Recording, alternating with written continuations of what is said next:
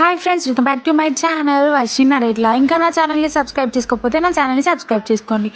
నేను new year రోజు ఏమేమి చేశాను అనేది ఈరోజు కంప్లీట్ వీడియో. అసలు నేను షాపింగ్ ఎందుకు చేశాను, ఏమేమి కర్రీస్ వండాను, ఇంకా నేను షాపింగ్ చేసి ఏమేమి గిఫ్ట్స్ వచ్చాయి, అండ్ మేము రంగోలీ ఎలా వేసాము, మా డాడీకి గిఫ్ట్ ఇచ్చాను కదా, ఆ గిఫ్ట్ ఏంటి అనేది కంప్లీట్ వీడియో మొత్తం ఈ వీడియోలో ఉంటుంది అనమాట.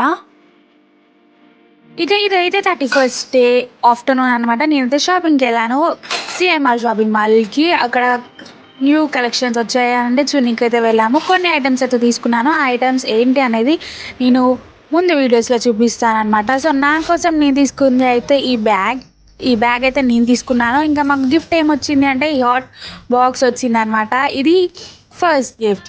అండ్ ఇంకా కొన్ని కలర్స్ అయితే తీసుకున్నాము రంగోలీ కోసం. అండ్ ఇంటికి అయితే బ్యాగ్ అయిపోయామన్నమాట. ఈ వీడియో వచ్చేసి midnight 2 o'clockకి. ఫస్ట్గా అందరికీ happy new year. So it celebration time అనమాట.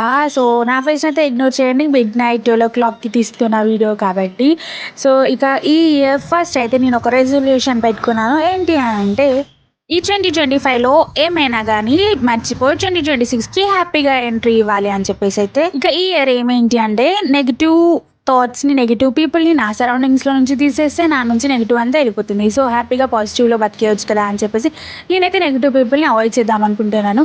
ఇక సెలబ్రేషన్స్ టైం అనమాట. So cake cutting.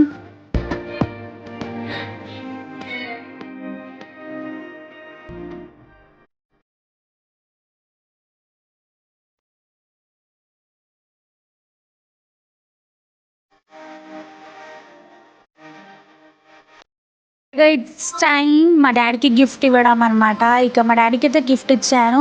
మా డాడీ రియాక్షన్ ఎలా ఉందో చూసేసాను. అండ్ నేను ఇచ్చిన గిఫ్ట్ ఏంటో కూడా చూడండి.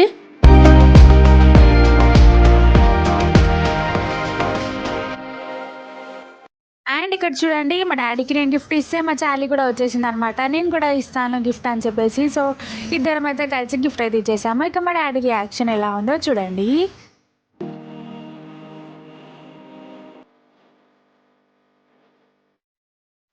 ఇక్కడ నేనైతే చూపిస్తున్నాను అనమాట ఏ మంత్లో ఏమేమి మెమరీస్ ఉన్నాయి అని. నేనైతే ఏమేమి ఫొటోస్ అక్కడ కలెక్ట్ చేసి పెట్టేశాను అని చెప్పేసి. ప్రతి మంత్కి ప్రతి మెమరీస్ అయితే ఉంటాయి కదా. సో ఈ ఫొటోస్ని చూస్తుంటే ఆ మెమరీస్ అని ఇస్తాయి అని చెప్పేసి నేనైతే ఈ గిఫ్ట్ని ఆర్డర్ ఇచ్చాను అనమాట.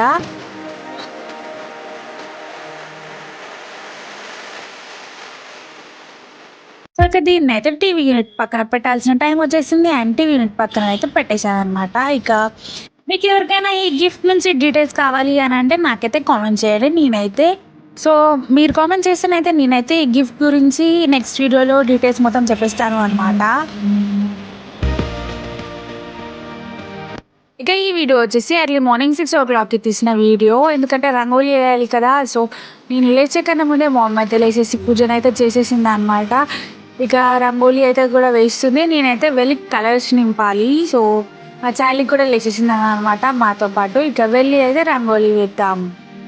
మేము కలర్స్ వేయడం స్టార్ట్ అయ్యడానికి చూడండి ఎంత మంచిగా ఉందో. ఇక కలర్స్ వేయడం అయితే స్టార్ట్ చేసాము. అవును, మా ముగ్గు ఎలా ఉందో కామెంట్ సెక్షన్లో చెప్పండి.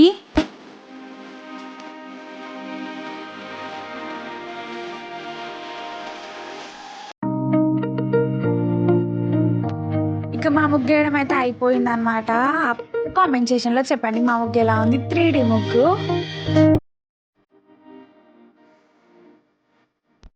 ఇక ముగ్గు వేయడం అయిపోయాక ఫ్రెష్ అప్ అయితే అయిపోతున్నాను అనమాట. ఇక ఫ్రెష్ అప్ అయ్యాక నేనేం కుక్ చేశాను అనేది చూసేసేయండి. ఇక నా స్టైల్లో చికెన్ కర్రీ చేసుకుందాం రండి. ఇక ఫస్ట్ అయితే కొత్తిమీర కావాలి, ఇంకా మ్యారినేట్ చేసుకున్న చికెన్, ఇక ఆనియన్స్ అండ్ చిల్లీస్ కూడా కావాలి అనమాట. ఇంకా మీకు కావాలంటే ఉల్లాకు, పుదీనా కూడా తీసుకోవచ్చు.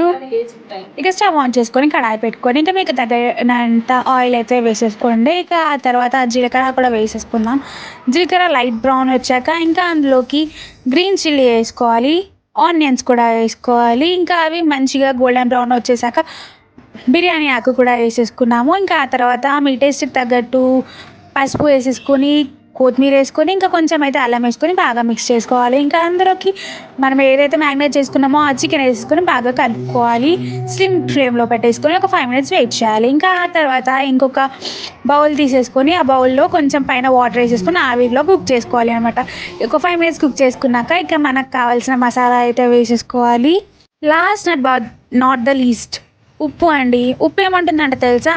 అన్నీ ఏసి చూడు, నన్ను ఏసి చూడు అంటుందంట. సో, అందుకనే కన్ఫర్మ్‌గా ఉప్పయితే వేసేసుకోవాలి. ఇక కొత్తిమీరతో గార్నిష్ చేసేసుకుంటే మన చికెన్ కర్రీ అనేదైతే రెడీ అయిపోతుంది. నెక్స్ట్ ఏంటి అంటే చికెన్‌కి కాంబినేషన్ బగారానే కదండీ!